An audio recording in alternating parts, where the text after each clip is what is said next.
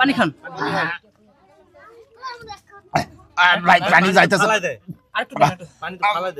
দর্শক দেখতে পাচ্ছেন কত মোটা দড়ি বেঁধে টানা হচ্ছে, তারপরেও ইনাকে উঠানো সম্ভব হচ্ছে না। দেখেন এই কলের হাউসে কিভাবে উনি লোকটা ভিতরে ঢুকে গেছে কাতার ভিতরে। ভাই আপনি শোনেন, আপনি চিন্তা করেন না অনেক লোকজন আছে, আপনাকে বাঁচানো হবে, একটু কথা বলেন। আপনার কি মনে হয় যে আপনার জীবনে কোনো ভুল আছে বা অন্যায় আছে, এর অভিশাপের কারণে এরকম হয়েছে? না, এরকম ভুল কোনো নাই ভাই। ভাই একটু ভালো করে মনে করেন। হ্যাঁ ভাই, হ্যাঁ ভাই।